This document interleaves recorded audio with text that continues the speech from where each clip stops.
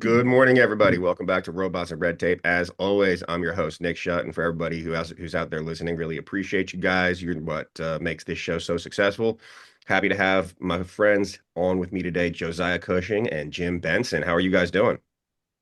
Hey, so far so good. It's only Wednesday, but no, all good. Nick, thank you for inviting us. Absolutely, Yeah, really thank you, Nick. I appreciate being here. appreciate you both. So, for the folks that don't have the opportunity or misfortune to know you guys yet, what will you tell us a little bit about yourselves? Your backgrounds and how you got here. Yeah, so I can start if that's all right, Josiah. Jim Benson, I'm the founder of Ratio Exchange. Uh, Kind of background is I grew up in the consulting world, spent 15 years at Booz Allen, many years at an 8A. And when all my kids got out of college, that was kind of a pay raise.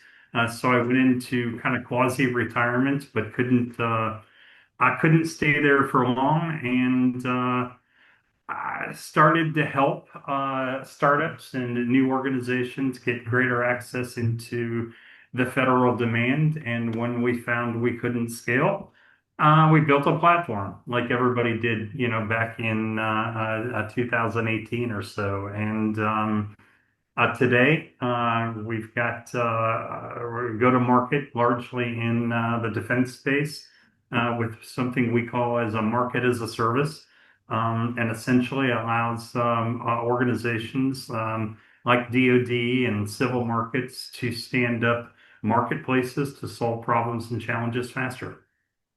Awesome. Really appreciate that. Josiah, what about you?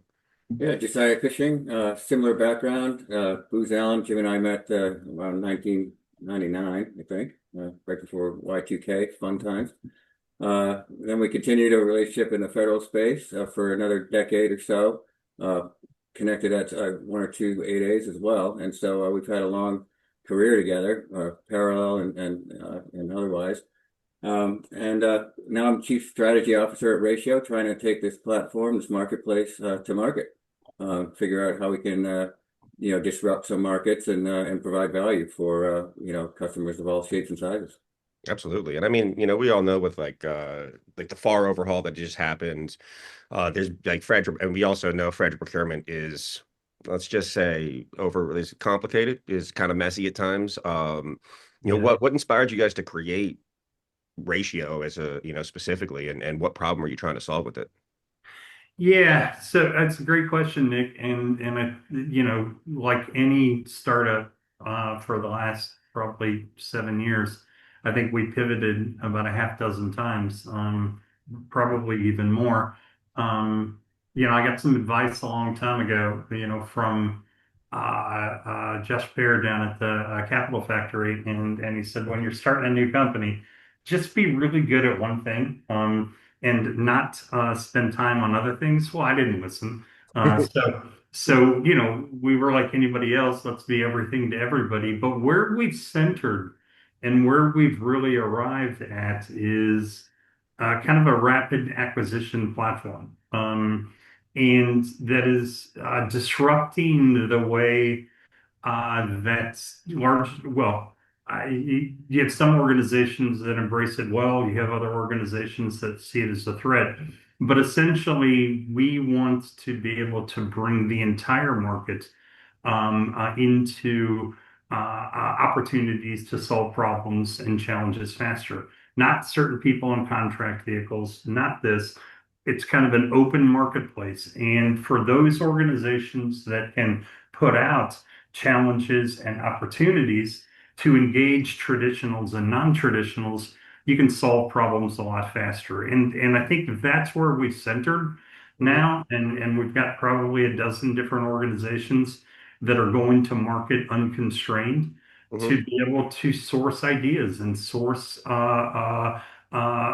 new ways of doing things instead of the traditional way. And we've heard this a lot with a lot of acquisition reform. DoD and Hexvit and others have really started to push that we need to rethink how we do this. So if you're bold and you want to go to the market and you've got something that needs to get solved, then we're the platform. fantastic. I mean, that's fantastic. And just how do you see this, disrupting traditional federal procurement, or is it just federal, or are you guys doing commercial as well? We have a couple of commercial customers, and you would think that you would actually be able to go faster with that, but you face all the same challenges with supply management and Mm-hmm. others, and breaking policy, and can we really do this? So yeah, we've got some state, we've got some commercial, but largely on the federal side. Okay. Mm. And on the federal side of it, it's really better suited for OTA acquisition, other transactional authorities versus things that are more rigidly controlled under the FAR. Yeah. And so you have that flexibility and maybe not as much auditing that goes along with that. Hmm. Absolutely. No, and how do you guys, both of you, define a digital ecosystem, in like practical layman's terms? Yeah, that's probably pivot number 4 or 5. That we had to learn. I mean, we were naive to think of it. Well, we've got a great platform, and you can build an ecosystem. Well, in reality, everybody's got their ecosystem already. Hmm. It becomes, how do you connect them and connect them fast? And then how do you take that ecosystem, pump out or push out a challenge or an opportunity, especially with OTAs, where you can put money on contract pretty quickly. And there's other non-traditional vehicles that are out there. But the platform that we've built allows any kind of market to kind of assemble together and think about it kind of as a set of Legos. Whatever your market needs or whatever your ecosystem needs, Hmm. and how do you operationalize that quickly? And when I say quickly, I mean they're up and running in days. And you got markets that start very quickly, and then you don't need a market for that anymore. So we kind of we give them the ability to connect all their stakeholders fast, and then kind of center around that customer's problem or that customer's opportunity to solve things fast. Hmm. Absolutely. No, and how are you incorporating AI into the platform? And also, what kind of stuff are people buying? Is it mainly goods, or services as well? Is it kind of everything? No, it's people are putting out a lot of different challenges. Uh, Give me are there any companies out there that have underwater drones with AI sensors that could help the Navy SEALs assess underwater threats faster? Or give me a self-tying, or is there anybody out there that's investing in boots that are self-tying? So there are a lot of different use cases, but largely they all stem from we have a mission. We've committed to. There are a number of outcomes that we want to get over the next, quarter, over the next 6 months, and we need to create transparency, mass transparency around our challenge to be able to get the greatest opportunity to solve it. AI, yeah, we've approached AI cautiously, and for good reason. Uh, we've played and we use all the models, whether they're Gemini, Perplexity, OpenAI. We use those. We integrate all of those models and even the submodels that they have for the best purposes within the platform. So, for instance, let me send you 100 different company profiles, or 100 different evaluations, and you can come back and tell me based on my scorecard who's likely best suited to be able to solve this problem. Hmm. So we take a very use case, or we put a lens on use cases and choose the right models as opposed to going all in on one model, because each of them have their strengths. Each of them have their own weaknesses. So Hmm. we spend a lot of time kind of analyzing and creating prompts and connecting data that can best help our customers. You're not using DeepSeek though. No, nope, nope. I'm not using that. And what's challenging about all of that is models are coming out so fast, and there are so many in the market, and we're and we've started to build our own models around our own data. There's lots of models out there to leverage. But to be able to train that in a way that best represents what our customers need. So, like I said, we're approaching it cautiously. We're spending a lot of time on the validation of some of the results to make sure that our brand isn't or can potentially be damaged uh, Hmm. by some false narrative or false information. Yeah. Have you seen problems with that at large, Josiah, Well, around in AI? June, it wasn't it just a couple of days ago that we were getting hit with 3,500 attacks, right? DDoS attacks of some sort. So, that we got the attention of somebody out there. And so, you always have to be careful. We're looking at a partnership with Rampart AI to try to put up some guardrails, perhaps on the agentic AI side. We also use AI to do some grunt work, to curate profiles and go build out profiles and that sort of thing. And really kind of take the user interface from a UI to really a UX and really kind of focusing on the experience, the analytics, because it's all about speed, because this plays very well in the innovation labs, places where you have to find esoteric elements like Jim mentioned about the drones, Mhm. so yeah, we use it in a lot of different ways, really. Yeah, absolutely. And I think, and I agree with you guys on it's great on specific use cases, but also like sometimes the same prompt will generate something like completely different things like day to day, right? And I think that that's fascinating as you see, Yeah. how these things are actually working. Like maybe they updated the model, they tweaked some stuff behind the scenes, and now you're getting entirely different results. And the input side is always difficult that way, right? Yeah. Yeah, it's interesting. Like for instance, we within a number of our apps, we've completely automated workflow. And let me give an example. Hmm. Um, Using AI to automatically build an evaluate or a balanced scorecard that assesses an organization based on cost and risk and technical feasibility and others. And it's crazy when you apply that same prompt to different models on how they come back with a scorecard because some of those um, they're completely counterintuitive. And you're like, that's just not going to work. So we have to spend a lot of time in leveraging what the models are good at, and then converting those into how do you translate a prompt response into a UI UX like Josiah talked about that somebody actually says, all right, well, you got me 70% of the way there, so thank you. Yeah. On that note, just yesterday, I was we created a simple little interface to ping chat one, chat four, perplexity, and Gemini all at the same time and see what the answer set is. Just as we were trying to hone and figure out, which one to use in which scenarios. And somebody sent me a couple of, oh, I got these 6 patents. So I said, hey, go give me a 3 sentence summary on all these 6 patents. Well, Hmm. Perplexity and Gemini couldn't even respond to that. Chat GPT-1 gave me a bunch of stuff, and Chat GPT-4 gave me a bunch of stuff. And I looked at them, I'm comparing them side to side, and you would think they were talking about two different subject matters. Hmm. I was blown away how different they were. One's Yeah. like, this is all about blockchain. The other one's, this is all about services. I was like, I couldn't believe it. It was stunning. Yeah, and I mean, I see that not just there, but also when you're generating images, generating videos, what have you. Some of them just Yeah. do it way better. Some of them are able to edit them way better.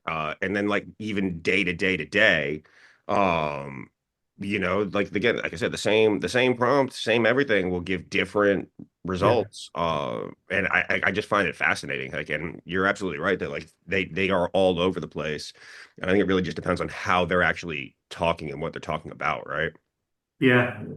Yeah, it's also what we've learned is, look, anybody can write code or shit, even get it ChatGPT to write your code to be able to get back a response.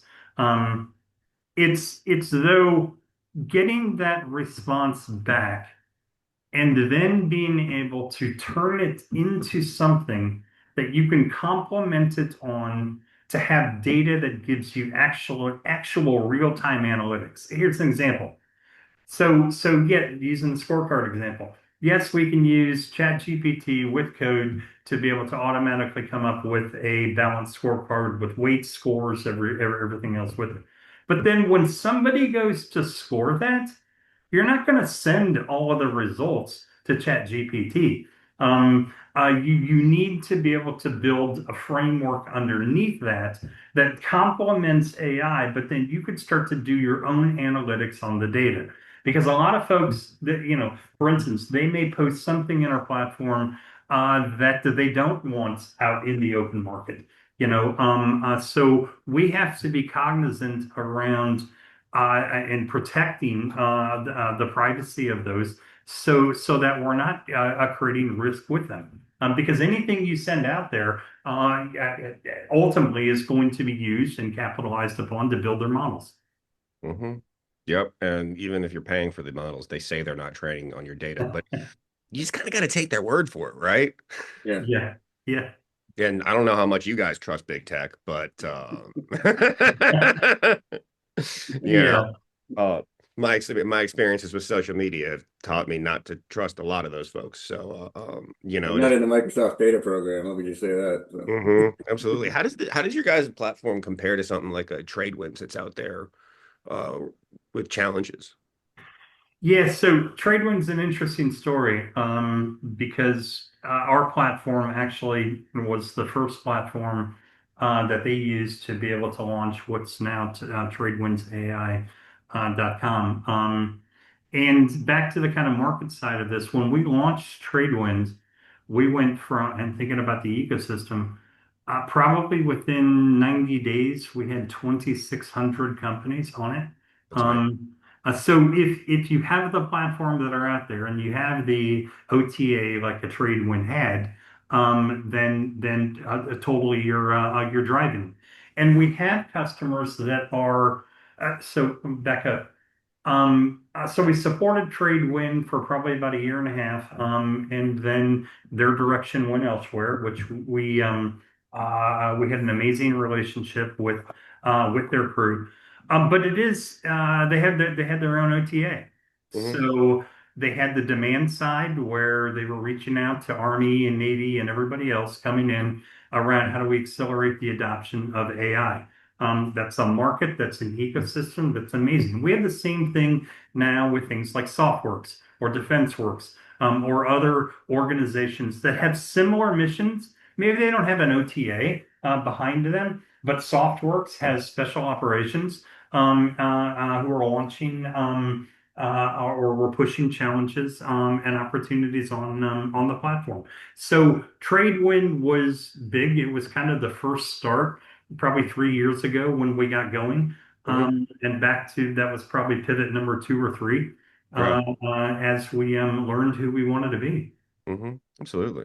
No, that makes sense. And I think that it's interesting to see the federal market specifically, like I don't want to say struggle, but try to like innovate itself out of the over-regulated environment that it happens to be, right? Yeah. Because like I mean the FAR overhaul, I don't think it really decreased the amount of regulation so much. I haven't done a deep dive on it yet. I should, but um, it's fascinating to see how they're trying to work this out and actually bring, especially as you look at AI specifically with the speed of development, and how quickly it all rolls out.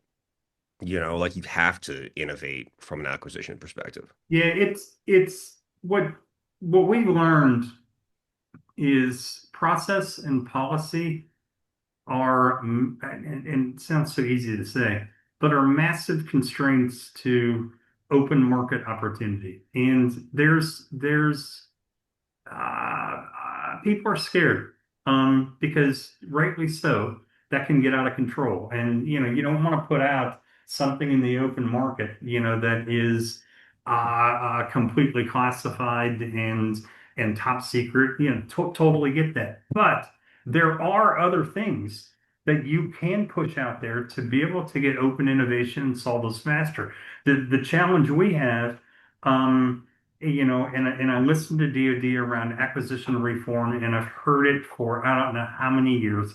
And maybe this is a time where you can actually start doing some of those things, because the minute that we put our platform out there and somebody says we want to be able to do this, the first thing that largely, probably 95% of acquisition experts think about is, can we do this and then ultimately it leads to, well, we can't do that in the FAR.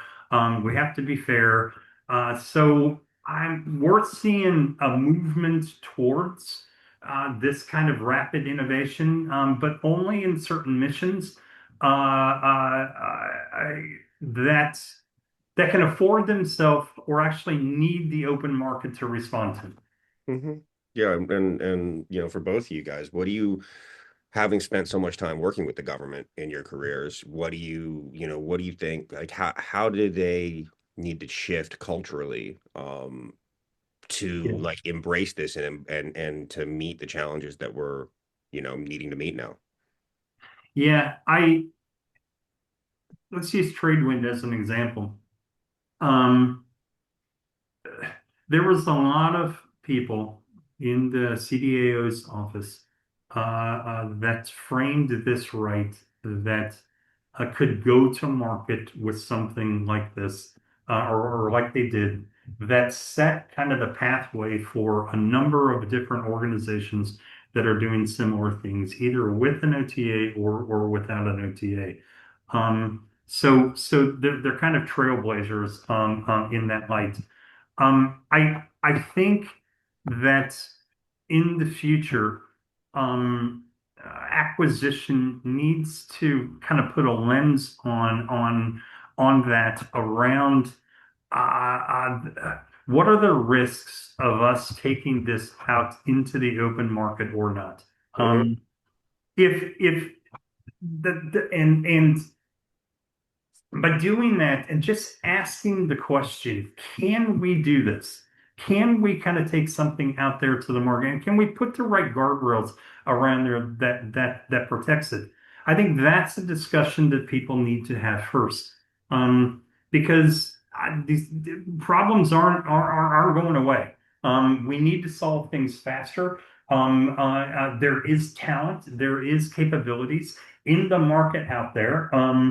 And you need an operating system, and you need a tempo in my mind that enables that. But you've got to ask the question first. I think where we struggle now is everybody is always falls upon the legacy process and the legacy policy that says we can't do that. So that's going to take time, though. It's going to take time. I think the government is struggling on the requirements side, really. It's a very antiquated approach where you bring in, a vendor who's likely biased, come up to and write down a bunch of requirements in a certain format. That is a very stale way of doing it, especially when you're trying to pair that up with agile development. We think that should be an ecosystem, right? We should have, if you want to revolutionize the air traffic control system, you want to talk to baggage handlers, pilots, the whole value chain, and that can be a living, breathing thing. So the requirements can change on a temporal basis, Hmm. and that can continuously feed into your agile development program, platform, CI/CD, and all of that. Hmm. And that's where the real value is, I think. So I think there's a lot of work to be done on the requirement side. Yeah, I completely agree because I think that like there's a lot of contracts that I've seen and people that folks have talked to. It's like, we built what you told us to, and it's not on us that it doesn't actually solve your problem, right? Like, Or it And might solve yesterday's problem. It doesn't solve my current problem. Yeah. correct, exactly. And I completely agree that we need to engage the stakeholders more and more of them and have, a ground up data collection approach. And like, I'm sure a lot of people would have terrible ideas, but there'd be some gems in there too. If the folks that are actually sitting there and doing it day in and day out, like, why aren't we having those conversations with everybody to actually understand what we're trying to solve? And I mean, you bring up the air traffic control system. I mean, that's a mess, right? It's been a mess. We have had planes hit the ground a couple times this year. And then also I think like the air traffic controllers themselves, we need more of them. Because that's a job that I just would not want to touch. But hey, I mean, intense concentration for like hours? Nah, it's not me. Yeah, my niece is an air traffic controller, and you have to have a certain temperament. Mhm, There's no way that I could do that. But going back to something Josiah just said, or Nick that he had brought up, we've got a guy that works with us. That's we call him kind of the mad scientist, because he comes up with ideas that I typically say you're out of your mind. There's no way that I can even think about that. And probably 6 times out of 10, 6 to 12 months later, he was right. mhm, Um, and so ideas and insights and perspectives that may be completely out of touch today. One, being able to just have the area to capture this, just bring them together. Air traffic control. As Josiah said, you're right. Some of the ideas may be completely from a either a funding standpoint or from an operational standpoint, but they're ideas. And the insights you get from that, as opposed to I know the requirements. Now somebody go write those up. I mean, that's priceless. mhm. Especially if you think about modernization. Absolutely. And it shouldn't be a top-down approach, I don't believe, right? It should Yeah, be a top-down and a bottom-up, right? Because like I don't care what bright idea you have at the top, yeah, if you need to actually have these conversations with the people that have been sitting there and doing it for years and years and years and years and years. And yeah, they're probably going to be very resistant to change at times, because change is inherently scary for people, right? Like, sure. but we should absolutely but I think they would be less scared if they were engaged in the process. Yeah. Yeah, we had some people that launched these things called collaboration events. And essentially they put out like a challenge or an opportunity and they ask industry, give me your ideas, give me your thoughts around this. And from what we've learned, if supply side has an access channel just to be able to talk about what their products and services could do, it's not a formal bid. It's not going in there and you're pricing against competition. They just need an access channel so people can understand what their insights are, Yep. what they've learned. And I think that's why people start to kind of gravitate to our platform because and while we do have some people that post formal things around submit your capability statement and others, it's the interaction between the supply side and the demand side that stimulates ideas. Hmm. Yeah. No, and that's why, I think I told you guys we, have a nonprofit called Collaborations where we do small table design thinking events with government and Yeah, industry on site around a very specific problem statement. Our next yeah, one's in January. We're gonna have a bunch of COs and cores from across government out. It's hosted by the Lab at Commerce, which is their procurement innovation lab. We're sure. doing a whole day of design thinking specifically around evaluation criteria and how can the government do a better job of building evaluation criteria, to mitigate protests, and Yeah, increase trust and transparency in the overall process, because they don't know, like the government has one perspective, and the industry has another, and the only way you're actually going to come up with creative solutions to problems is by sitting down and having those collaborative conversations. yeah, yeah, yep, agreed. Yeah. Agreed. Yeah. So it's yeah, if you guys want to come, I'd love to have y'all out. And Okay. yeah, so um and And then plus, that's the fun part too. It's where the practicality is, right? mhm. And Because they that's want to what you fix the can problem too, right? Like they don't want to like they want to fix the problem. We all want to fix the problem because it would use. make everybody's lives easier. Yeah, But they need our help doing it, and we need theirs. So like, let's do something different and try something and have fun. yeah. Uh, Sure. Yep. and how do you see ecosystem, guys? For both of you, how do you see ecosystem platforms evolving over the next few years? Uh, I've been leading, Josiah. Do you want to start, or do you want me to Um, go?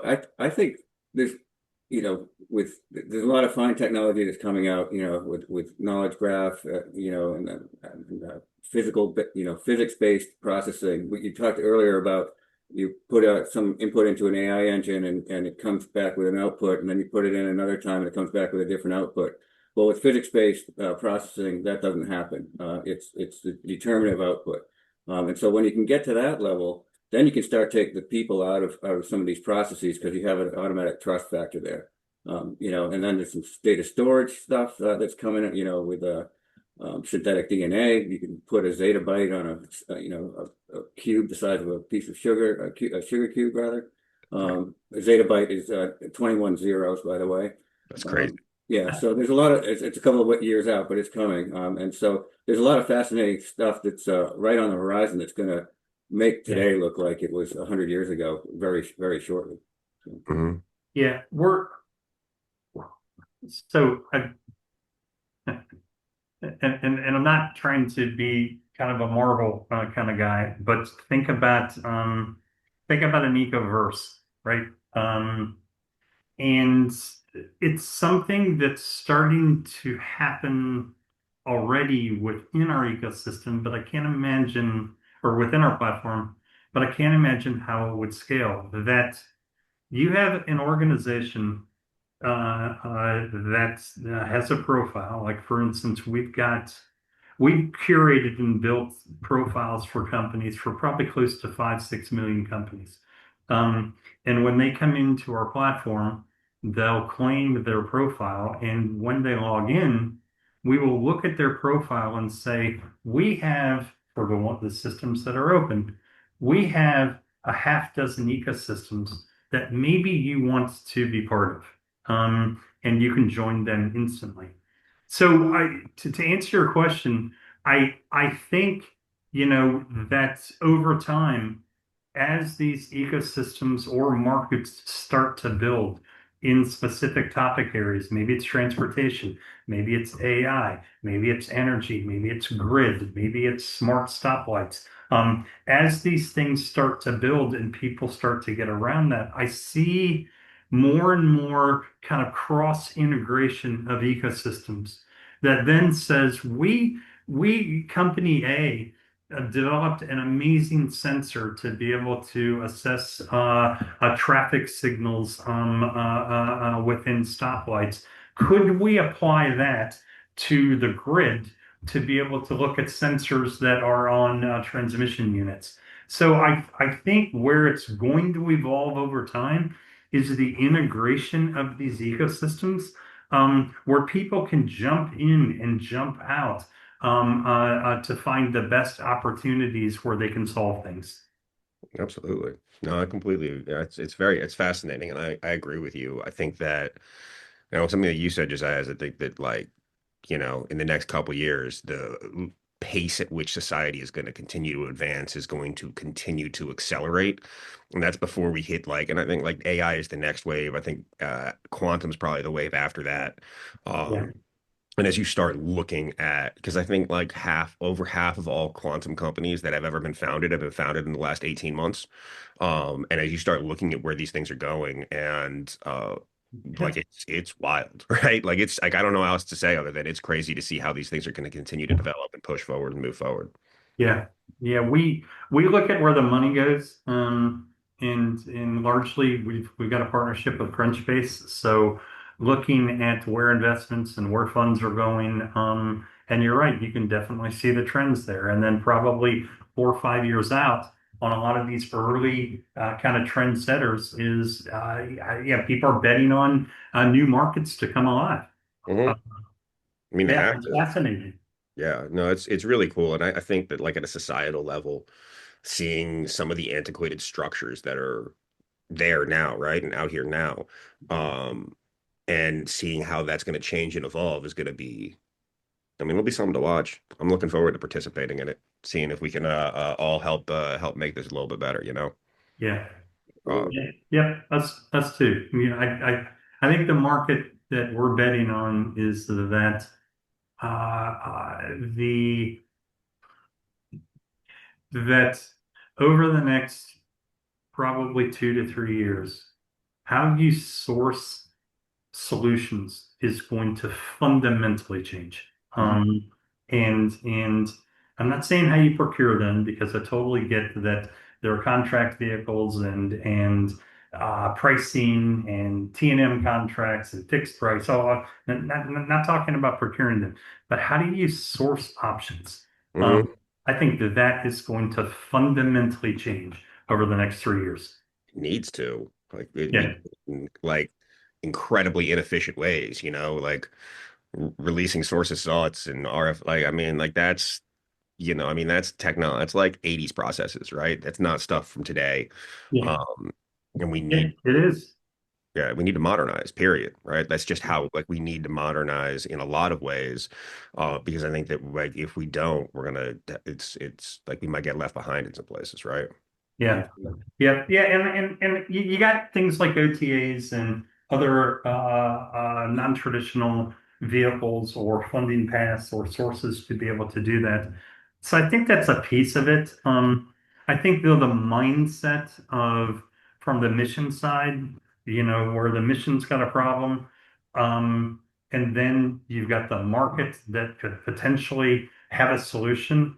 It's the mission connecting with the market versus brokering it via some antiquated requirements management process that constrains actually innovation and probably doesn't give the mission everything they need to do at the time.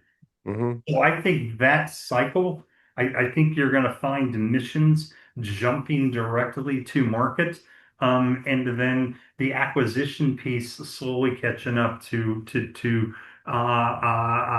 respond as fast as they need it. Hmm.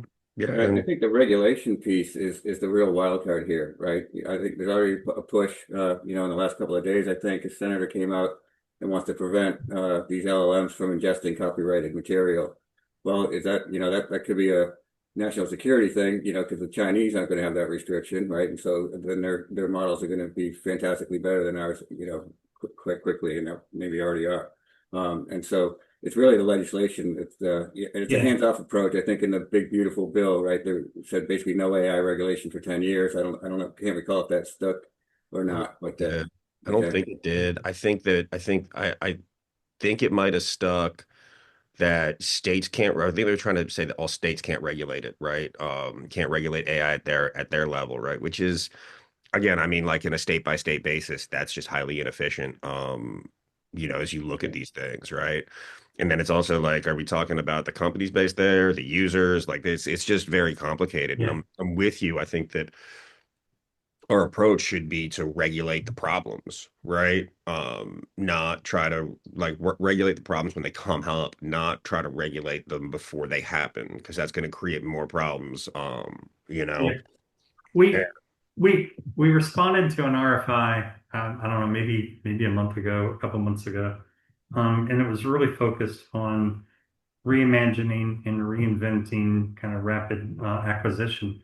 Hmm. And all of the background and why they wanted to do this was uh, we actually looked at this and said, we have a lot to be able to say to this. And so that was kind of part one of the RFI where we said, all right, we can't wait to respond to this.